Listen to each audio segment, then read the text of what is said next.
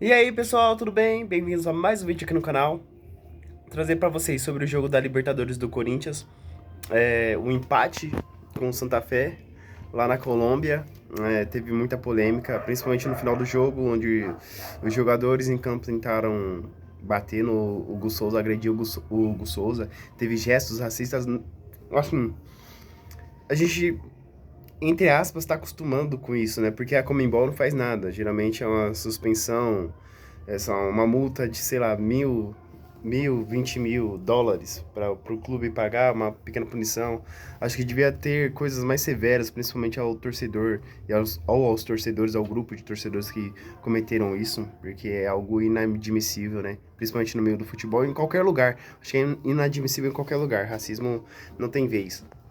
Mas é um tema que, infelizmente, fica pautado dentro do jogo, porque Corinthians jogou bem, jogou mais ou menos, digamos. Teve suas oportunidades, eu acho que o Yuri Alberto, ele se auto-prejudica, o Yuri se auto-atrapalha.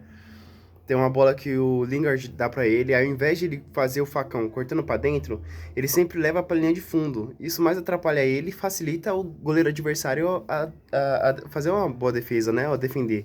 Porque geralmente pode botar qualquer lance aí do Yuri. Você vai ver ele fazendo isso. Em vez de ele cortar pra dentro, ele corta pra linha de fundo. E, pô, ele se atrapalha. Uma bola do Lingard no meio do jogo ali, perfeita. Ele vai fazer isso para levar para a linha de fundo, só que o domínio é errado, a execução é toda errônea. Infelizmente, era uma chance criada ali que poderia dar alguma coisa. E o Santa Fé entrou com a faca e os dentes da mão porque era a oportunidade deles, né? Aparentemente de tentar arar algo na Libertadores, dentro de casa, em frente ao seu torcedor. Claro que lembrando que a altitude é sempre difícil jogar lá, não tem como. Apesar que o Lingard estava, cara, a todo vapor, terminou o jogo inteiro, os 90 minutos. E incrível a dedicação que esse cara tá tendo. Incrível a demonstra da entrega que ele tá demonstrando, né? Demonstra da entrega bem. Como fala? Palavra esqueci. Bem. Ah, vocês vão saber, vocês vão saber. Enfim, nosso herói, o zagueiro Gustavo Henrique, não tem como. O cara é artilheiro, o cara é zagueiro, o cara é piloto de ônibus.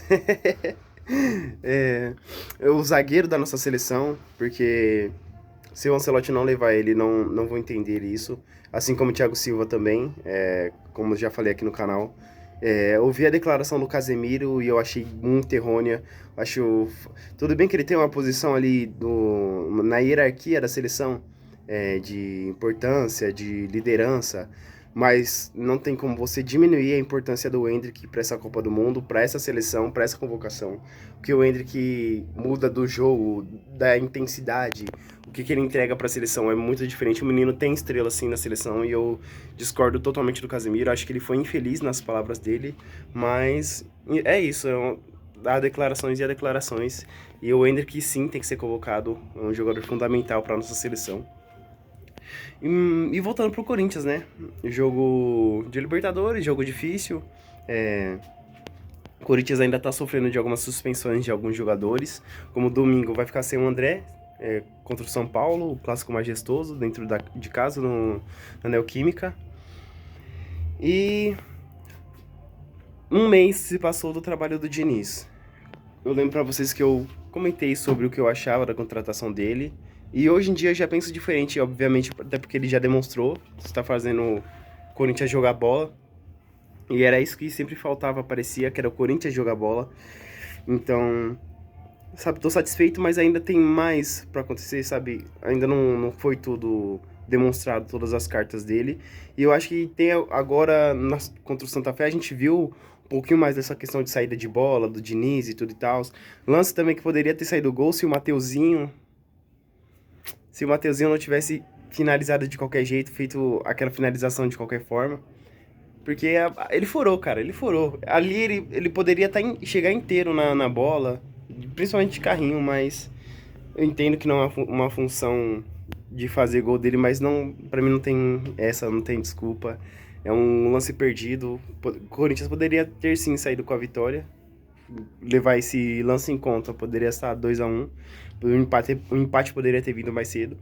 E eu sinto que o Diniz, ele demorou pra mexer. Eu acho que ele poderia ter mexido no time em 65 do segundo tempo. Ele vai mexer lá pro 78, 73, que eu me lembre. E o time vai pra cima. Ele tem a pausa da hidratação. Eu acho incrível ver o Diniz falando com esses caras. Porque é o que eu sinto. Parecia que faltava esse tipo de persona pra puxar esses caras pros jogos. Pra trazer a cabeça deles pro presente. Porque no Corinthians a sensação que passava era que esses caras se dispersavam fortemente no meio do jogo. E com o Diniz não me soa isso. Apesar de que o jogo contra o Mirassol, o Corinthians estava vendido. E ele demora pra reagir. E quando ele vai reagir já é o final do jogo e acaba tendo a derrota pro Mirassol, que contém sim erros de arbitragem, mas também foi muito, pra mim, eu vejo muito mais méritos do Mirassol do que méritos do Corinthians. E amanhã, Corinthians e São Paulo, mais um clássico, mais um amistoso contra os nossos filhos. Corinthians é o pai do São Paulo, todo mundo sabe. Então, é isso, vamos aguardar mais 3 pontos, a gente espera que o Corinthians jogue bem, apesar dos desfalques. Então é isso, galera, falou, até a próxima. E fazendo um adendo ao jogo de volta de Bayern e PSG. Cara, eu não assisti o jogo, fui ver só os lances, os melhores momentos, e assim, Bayern, pelo que eu vi, pelo que eu escutei, pessoas comentando, jornalistas, meu primo que torce pro Bayern, o Bayern não jogou lá essas coisas, mas o que a arbitragem prejudicou o time do Bayern, vocês não têm noção. É só vocês pegarem e verem os lances. Assim, parece que o Bayern é o time mais prejudicado em Champions League. É a impressão que dá. É gol impedimento, é falta não anulada, é falta mal anulada, é falta mal marcada também. É impedimento que não existe a contra, né? A favor do time adversário, quer dizer.